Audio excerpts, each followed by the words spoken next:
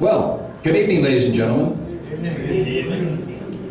Nice to have you here tonight. My name's John Horrigan. I've spoken here several times before. And tonight we have an interesting treat. As I look around, a lot of you were way too young when World War II was going on, but it's a fascinating story about World War II, something that you've never heard about. It's a show called The Robinson Crusoes of Wake Island. It's about two men who hid out on Wake Island for over 3 months while it was under Japanese occupation in 1941 and 1942. This diary was written by Wake Island Scotty, Logan Scotty K. He wrote while he was on his belly, and you'll hear the interesting diary. He buried it in the sand, and then years later, after he was released from a Japanese prison camp, he dug it up on Wake Island, and it just came to light a few years ago. Fascinating story. A little background about me. I'm a historian in terms of astronomy, historical fires, historical weather. I'm a World War II historian. And my credo is basically focusing on history from the 1920s through the 1950s. I call it the new popular public history. And it's a mission of returning baby boomers and their forefathers to their youth through historical presentations. America is losing her identity, which is her heritage, and nobody's doing anything about it. So, when we talk about Wake Island, we're talking about a coral atoll with 12 miles of coastline sitting way out in the Pacific off the coast of Japan. You can see it circled there. And this is the diary of two men who hid on Wake Island while it was under Japanese occupation during World War II. Logan, nicknamed Wake Island Scotty, Logan K., age 55, of Clearlake Park, California, and Fred J. Stevens, 49, of Sioux City, Iowa. Kind of like a Mutt and Jeff combination. If you had Fred hanging out with you, the odds of you not getting caught are pretty high. You'll see Fred almost gets them bagged a few times by the Japanese. So there are 2,400 square acres on Wake Island, and as you can see, the key positions, it's an atoll, and it means it has a lagoon in here. There's the upper jaw and the lower jaw, okay, and it's comprised of Peel Island, okay, and you have something known as the Pan Am Hotel. I'm going to show you the Boeing Clipper, the Pan Am Clipper in a second, but this is where it was moored.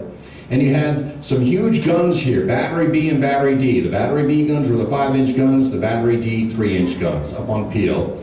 And then there's a hospital here in Camp 2, a long road. This is where Commander Cunningham had his command post. Then you have Battery E and Battery A at Peacock Point. And then you have Devereaux's command post in the Watertown, Camp 1, water tower. And then you have Wilkes Island. So you have Wilkes Island, Peel Island, and Wake Island, the main island. And that's what we're going to be talking about tonight. The guys that we're talking about, Logan and Fred, they're going to hide out here at the beginning of our story, and then they're going to somehow make their way around the island and hide out over here on Wilkes. So as I mentioned, it's a contractor camp on Wake Island. You had just a small handful of Navy personnel, a small contingent of Army, a few hundred Marines, and then you had about 1,500 contractors. Now, as Wake Island was bombed by the Japanese, it took place at the same time as Pearl Harbor, except December 8th. This is over the international date line, so it actually took place a day later, even though it occurred at the same time.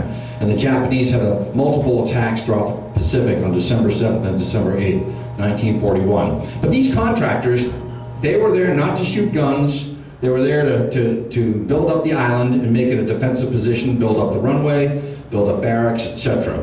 And this is the type of huts that they lived in. So we're talking about Logan Scotty K, and you can see him on the right. And here he is from the author of tonight's story, a man by the name of Weller, who wrote First into Nagasaki. And this is at the liberation camp when he was liberated at the conclusion of World War II, September 19th, 1945. Let us never forget how the Japanese treated prisoners of war. Let us never, ever forget. Brutal. So when we talk about, were you a prisoner of war, sir? No. Oh, okay. Absolutely, brutal. So here's the area that we're going to be talking about where they hid up. And again, as I mentioned, they make their way over to Wilkes. So, when do you know you're in trouble? Well, that's when the brass, the personnel, the high command gets in a plane and leaves, okay? That's when you know you're in trouble. Well, the Boeing Clipper, which is a fabulous aircraft that helped win the war, that could carry supplies, could carry personnel, and it could land on the ocean. Well, the Clipper leaves and takes place in the first few days of the war. So it's the day after Pearl Harbor, December 8th, 1941. And this is where our diary begins. And you're going to hear the lexicon used by Logan, Scotty K. You'll hear he'll have to add some words, and sometimes it doesn't make sense. And remember, he's hiding in the grass trying to jot this down in his journal, so we'll give him a break there. So December 8th, 1941, we were bombed at 11:55 a.m. by 18 planes, which we heard came from Marshall Islands, 600 miles south of Wake. 27 killed, 130 injured, Pan Air buildings on Peel entirely demolished, that's where that circle was, and 7 Marine planes also destroyed. The Clipper left 1 hour after the bombing for Honolulu with white personnel. They're talking about the brass, the high command. So they skedaddled. December 9th. And again, remember they're under attack several times by the Japanese. December 9th, 11 planes bombed the company hospital and new warehouse on Wake Island. They also set afire 6 of our barracks. These buildings were on Peel, the northern or upper jaw.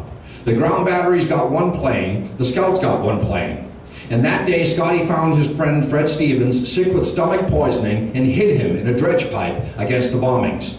Scotty then made his way to the demolished Pan Air Hospital and found an untouched bottle of physic in the ruins, and he returned to the dredge pipe and treated Fred Stevens. December 10th, 1941, 10:40 a.m. 1 hour earlier than yesterday, planes came in high and got our powder storage on Wilkes Island. This powder was being used to blast a new mouth through the eastern end of Wilkes, 500 feet long and 30 feet deep, to permit submarines after entering the fringing coral reef to pass through Wilkes Island to the deeper northwestern end of Wake's central lagoon. So they had this explosive trying to dredge out an area that submarines could pass through. Well, it was 2/3 done when it was taken by Japan. The planes and the land batteries claimed 2 bombers down, so they shot 2 Japanese bombers down that day. The attacks are relentless. They come every single day. December 11th, we're shelled from the ocean at 5:45 a.m. by destroyers. This is the first attack by the Japanese on Wake Island by the sea. American subs and land planes got 4 or 5 boats and transports. The estimate was later raised to 11 enemy. So they sank 11 enemy ships. 1 was sunk by a direct hit with our 5-inch guns and powder magazines. The planes got 1 and the sub got the rest, all sunk.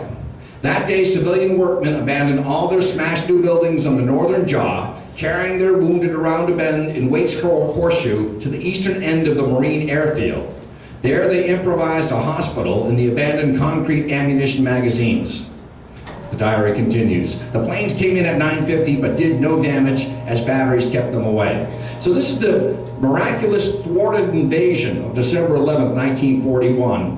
It was the lucky shot repel by the batteries on Wake Island. If you look here, you have the Kajoka flagship, Admiral Kajoka's flagship Yubari was hit around 6:10 a.m., okay? And what they did is, because they only had these 5-inch guns, they waited and waited and waited for the Japanese ships to come closer and closer and closer and closer. Finally, they unleashed a barrage and the Japanese were unprepared for it. So the Yubari is hit around 6:10 a.m. And then at 6:52 a.m., the Hayate is hit and sinks with all hands. And then at 7:31, the Kisaragi is bombed by VMF 211 and sinks with all hands at 7:31 a.m. So the landing transports, the Japanese were planning an invasion, they turn around and skedaddle. They decide to flee. So a lucky shot barrage by the contingent on Wake Island prevents the invasion from happening on December 11th.